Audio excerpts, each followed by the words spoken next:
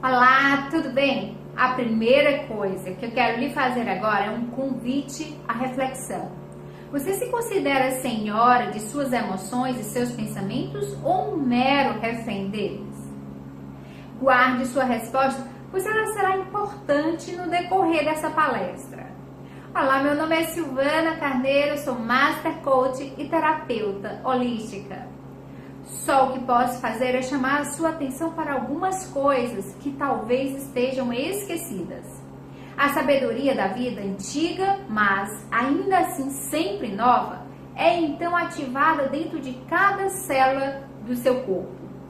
Todos que ainda não encontraram a verdadeira riqueza, a radiante alegria do ser e uma paz inabalável, são mendigos, mesmo que possuam bens e riqueza material. Buscam do lado de fora migalhas de prazer, aprovação, segurança ou amor, embora tenham um tesouro guardado dentro de si, que não só contém tudo isso, como é infinitamente maior do que qualquer coisa oferecida pelo mundo. A iluminação é o fim não só do sofrimento e dos conflitos externos e eternos permanentes, mas também da aterrorizante escravidão do pensamento. Que maravilhosa libertação! Pensar se tornou uma doença. A doença acontece quando as coisas se desequilibram. Se for usada corretamente, a mente é um instrumento magnífico. Entretanto, quando a usamos de forma errada, ela se torna destrutiva. Para ser ainda mais preciso, não é você que usa a sua mente de forma errada. Em geral, você simplesmente não usa a mente. É ela que usa você. Essa é a doença. Você acredita que ela é a sua mente. Eis aí o delírio. O instrumento se apossou de você. Estamos tão identificados com a mente que nem percebemos que somos seus escravos. É quase como se algo nos dominasse, sem termos consciência disso e passássemos a viver como se fôssemos a entidade dominadora. A liberdade começa quando percebemos que não somos a entidade dominadora, o pensador. Saber disso nos permite observar a entidade. No momento que começamos a observar o pensador, ativamos o nível mais alto da consciência. Você já deve ter cruzado na rua com pessoas doidas, falando sem parar ou resmungando consigo mesmas. Não há nisso nada de diferente do que acontece com você, comigo, com outras pessoas normais. Exceto que vocês não falam alto. Nós não falamos alto. A voz comenta, especula, julga, compara, desculpa, gosta, desgosta, etc. A voz não precisa ser relevante para a situação do momento, pois ela pode estar revivendo o passado recente ou remoto, ou ensaiando ou imaginando possíveis situações futuras. Neste último caso, ela imagina sempre as coisas indo mal e com resultados desfavoráveis. É o que se chama de preocupação. Às vezes, essa trilha sonora é acompanhada de imagens ou filmes mentais. Não é raro que a voz se torne o pior inimigo de nós mesmos. Muitas pessoas vivem com um torturador em suas cabeças, que as ataca e as pune sem parar, drenando a sua energia vital. Essa é a causa de muita angústia e infelicidade, assim como de doenças. A boa notícia é que podemos nos libertar de nossas mentes. Essa é a única libertação verdadeira. Dê o primeiro passo nesse exato momento. Comece a prestar atenção a que a voz diz, principalmente a padrões repetitivos de pensamentos, aquelas velhas trilhas sonoras que você escuta dentro da sua cabeça há anos. Ouvir um pensamento significa que você está consciente, não só do pensamento, mas também de você mesmo, como uma testemunha daquele pensamento. Isso acontece porque uma nova dimensão da consciência acabou de surgir. Quando você ouve o pensamento, sente uma presença consciente, que é o seu eu interior mais profundo. por trás ou por baixo do pensamento. O pensamento, então, perde o poder que exerce sobre você e se afasta rapidamente, porque a mente não está mais recebendo a energia gerada pela sua identificação com ela. Esse é o começo do fim do pensamento involuntário e compulsivo. Quando o pensamento se afasta, percebemos uma interrupção do fluxo mental, um espaço de mente vazia. No início, esses espaços são curtos, talvez de apenas alguns segundos, mas aos poucos se tornam mais longos. Quando esses espaços acontecem, sentimos uma certa serenidade e paz interior. Esse é o começo do estado natural de unidade com o ser, que normalmente é encoberto pela mente. Com a prática, a sensação de paz e serenidade vai se intensificar. Na verdade, essa intensidade não tem fim. Você também vai sentir brotar lá dentro uma sutil emanação de alegria, que é a alegria do ser. Na vida diária, é possível pôr isso em prática, dando total atenção a qualquer atividade rotineira, normalmente considerada como apenas um meio para atingir um objetivo, de modo a transformá-la em um fim em si mesma. Por exemplo, todas as vezes que você subir ou descer escadas em sua casa ou no trabalho, preste muita atenção a cada passo, a cada movimento, até mesmo a sua respiração. Esteja totalmente presente. Ou, quando lavar as mãos, preste atenção a todas as sensações provocadas por essa atividade, como o som e o contato da água, o movimento das suas mãos, o cheiro do sabonete e assim por diante. Ou então, quando entrar em seu carro, pare por alguns segundos depois que fechar a porta e observe o fluxo da sua respiração.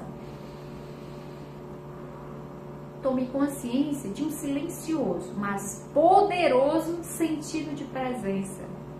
Para medir sem errar o seu sucesso nessa prática, verifique o grau de paz dentro de você. Nossa mente é um instrumento, uma ferramenta. Está ali para ser usada em uma tarefa específica e depois ser deixada de lado. Sendo assim, poderia afirmar que 80% a 90% dos pensamentos não só são repetitivos e inúteis, mas por conta de uma natureza frequentemente negativa, são também nocivos. Observe a sua mente e verificar como isso é verdade. Essa atitude causa uma perda significativa de energia vital. Esse tipo de pensamento compulsivo é, na verdade, um vício. O que caracteriza um vício? Simplesmente são termos mais a opção de parar. Nós não temos mais a opção. O vício parece mais forte do que nós. Proporciona ainda uma falsa sensação de prazer. Um prazer que quase sempre se transforma em sofrimento. Para o ego, o momento presente dificilmente existe. Só o passado e o futuro são considerados importantes. O ego está sempre preocupado em manter vivo o passado, porque pensa que sem ele não seríamos ninguém. E se projeta no futuro para assegurar a continuação de sua sobrevivência e buscar algum tipo de escape ou satisfação lá adiante. Ele diz assim para você: um dia, quando isso ou aquilo acontecer, vou ficar bem feliz, em paz. Mesmo quando o ego parece estar preocupado com o presente, não é o presente que ele vê, porque constrói uma imagem completamente distorcida a partir do passado. Ou então, reduz o presente a um meio para obter o fim desejado.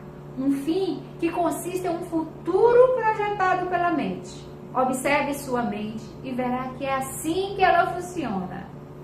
Todo artista verdadeiro, quer tenha ou não consciência disso, cria a partir de um lugar de mente vazia que se origina de uma serenidade interior. A mente, no sentido em que emprega o termo, não é apenas pensamento. Ela inclui nossas emoções, assim como todos os padrões de reações mentais e emocionais inconscientes. A emoção nasce no lugar onde a mente e o corpo se encontram. É a reação do corpo à nossa mente, ou podemos dizer um reflexo da mente no corpo. Por exemplo, um pensamento agressivo ou hostil vai acumulando aos poucos uma energia no corpo. A raiva, identificarmos, estivermos com o nosso pensamento, com as coisas que nos agradam ou não, com nossos julgamentos e interpretações, ou seja, quanto menos presentes estivermos como consciência observadora, mais forte será a carga de energia emocional, tenhamos ou não consciência disso.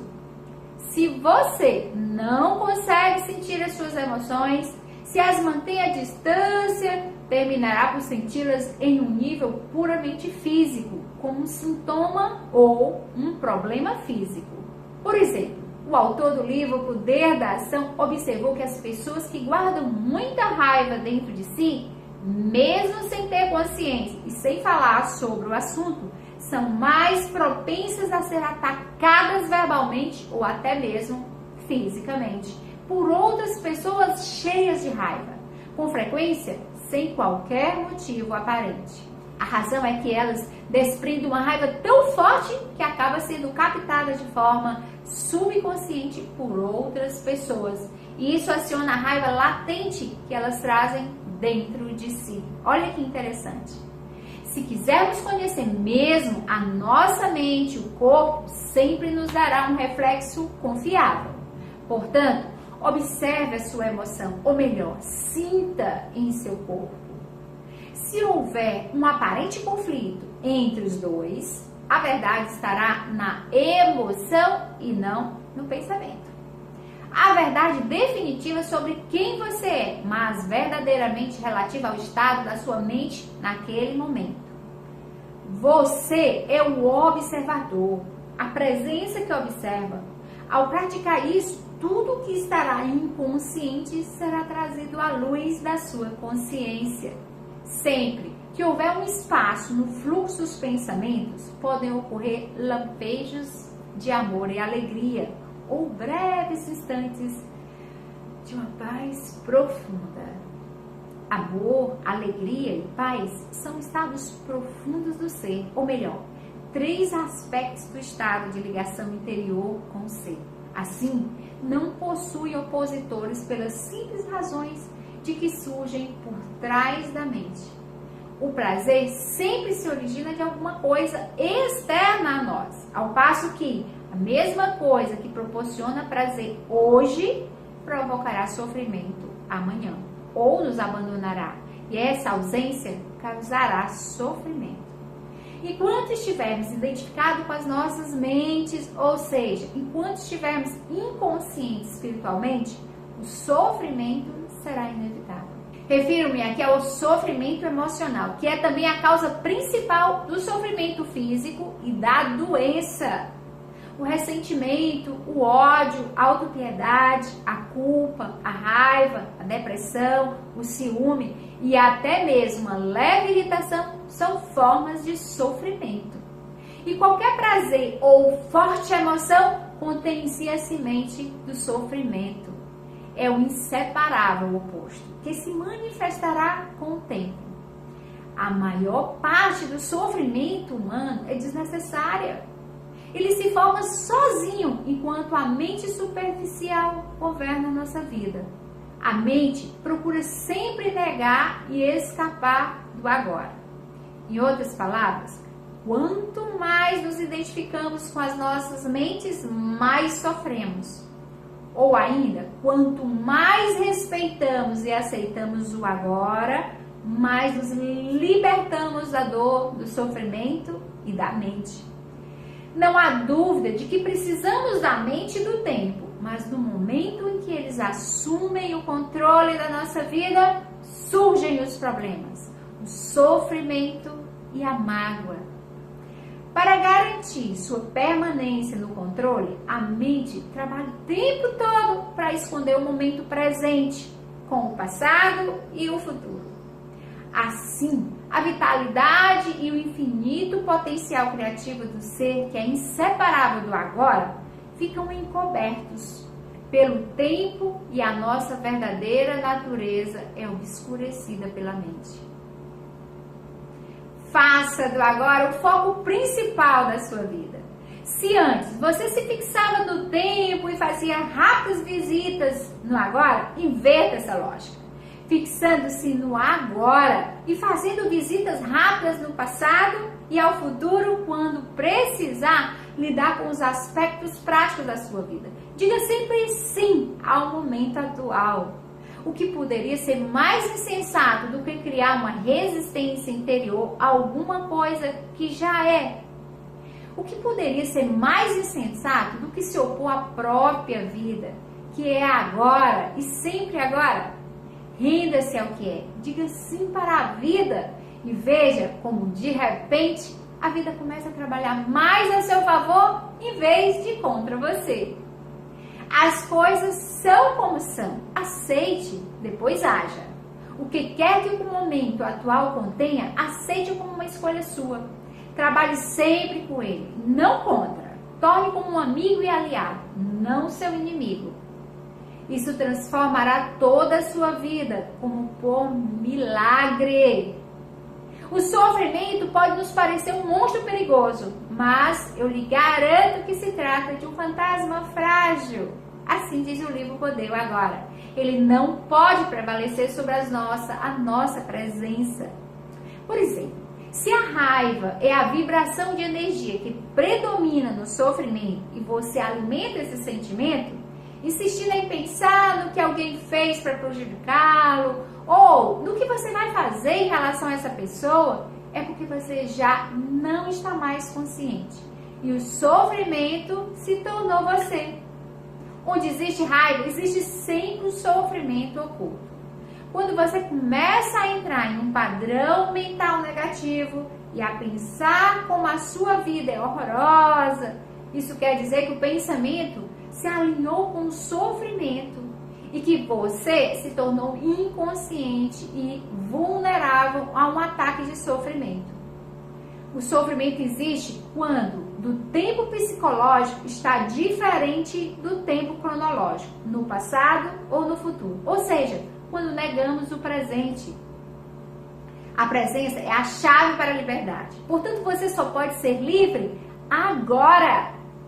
Olhe para a sua situação específica e pergunte: existe alguma coisa que eu possa fazer para mudar essa situação, melhorá-la ou me retirar dela? Se houver, você toma a atitude adequada. Não se prenda às 1000 coisas que você vai ter que fazer em algum tempo futuro. Mas a única coisa que você pode fazer agora. Isso não significa que você não deva traçar um plano. Planejar talvez seja a única coisa que você possa fazer agora. Mas certifique-se de que você não vai começar a rodar filmes mentais, se projetar no futuro e assim perder o agora. A iluminação escolhida conscientemente significa abandonar os nossos apegos ao passado e ao futuro e fazer do agora o ponto principal da nossa vida. Significa escolher permanecer no estado de presença e não no tempo. Significa dizer sim àquilo que é. Você já não precisa sofrer. De quanto tempo você precisa para ser capaz de dizer: não vou mais criar dores nem sofrimentos? Quanto tempo ainda tem que sofrer antes de fazer essa escolha? Se você acredita que precisa de mais tempo, terá mais tempo e mais sofrimento também. O tempo e o sofrimento são inseparáveis. Está no presente, no aqui, no agora, no momento. O presente é um estado de meditação. A meditação me leva a realizar milagres na sua vida. Agora me responda. Você se considera senhora de suas emoções e seus pensamentos ou mero refém deles? Você quer aprender a estar no presente, no tempo presente e fugir do sofrimento? Quer que seu tempo psicológico seja o mesmo tempo cronológico? Quer curar seu mundo interior e ver um milagre na sua vida? Que decisão você toma? Espero verdadeiramente que você tenha extraído a essência dessa palestra e coloque em prática para realizar milagres na sua vida. Te convido a assistir meu vídeo VIP para você se aprofundar na realização dos seus milagres. Me acompanhe nas redes sociais que estão aqui embaixo. Beijo na sua alma.